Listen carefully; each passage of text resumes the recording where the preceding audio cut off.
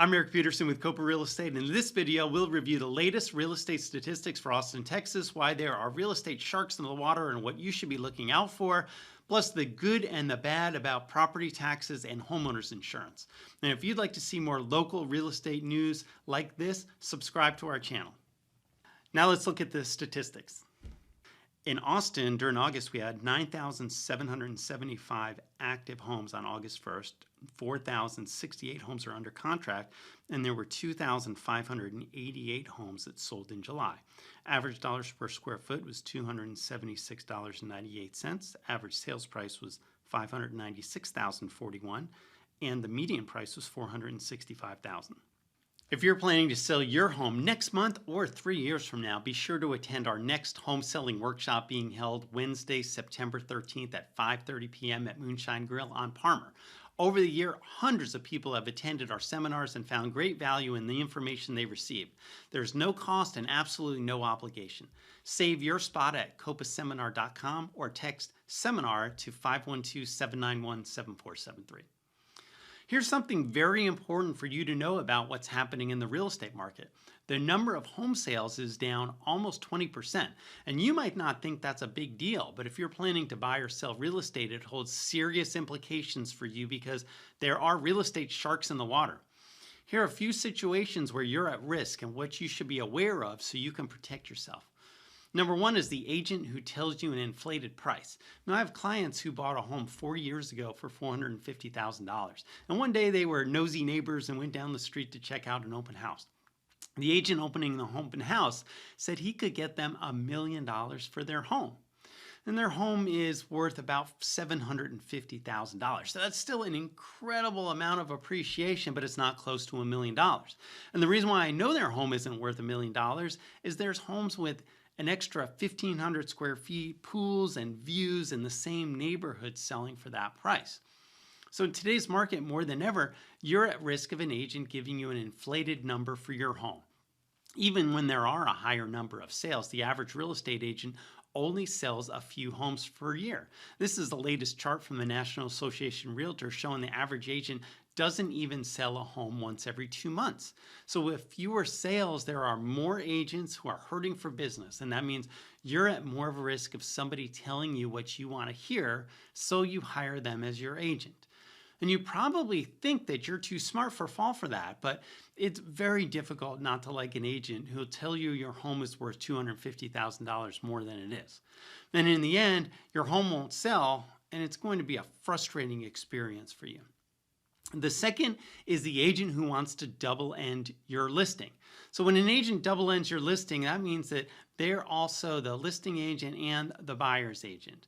And in some states, they call that dual agency. In Texas, where there's only one agent involved, it's called intermediary.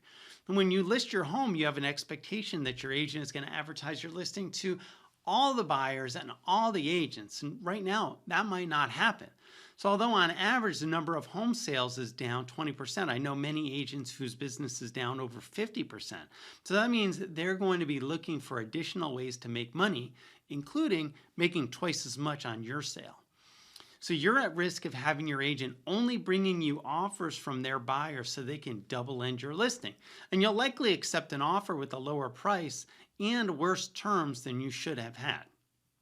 And there's situations where selling a home in this intermediary situation may be the best thing for your needs. However, you should understand what you're doing and be sure that you're doing it out of your needs and not because the agent needs to make more money. And the third situation is with big box brokerages throwing you under the bus. So the large real estate brokerage make money off of the volume of home sales and the number of agents at their brokerage. So when sales are down, that hurts them both ways. So as a result, I'm hearing some big brokerages are incentivizing their agents to advertise and sell their listings only to other agents within the brokerage. So here's the scenario you need to worry about. You hire an agent and think they're advertising your home to all the agents in the area, and instead they only advertise it to the friends that they eat lunch with in their own brokerage, so each can get a higher commission split from the big brokerage.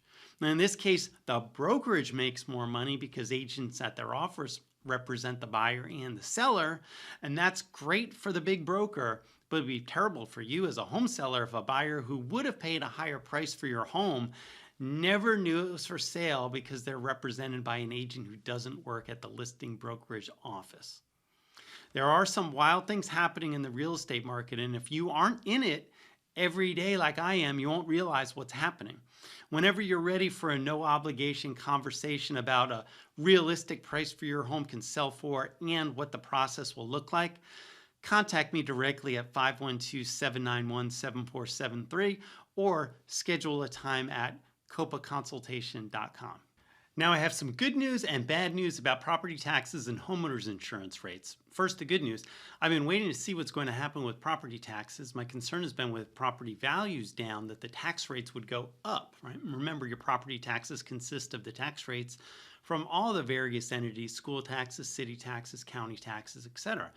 I saw the proposed tax rate for Leander ISD, and that rate is lower than last year. So if that gets approved, many homeowners will see significant savings. We'll have to see what will happen with the other school districts. And of course, we don't know anything until after the election to see if tax reform passes, and truly until we get our tax bills in the mail. Now the bad news. Homeowners insurance rates are going up. We're seeing some carriers not writing new policies in Texas. And we've had 3 fires near our house recently, so we may not get any better.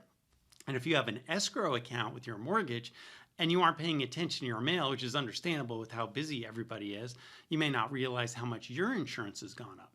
So be sure to check, and if your rate is going up, you may want to ask your agent to shop it to other carriers. Thanks so much for watching. We appreciate your support.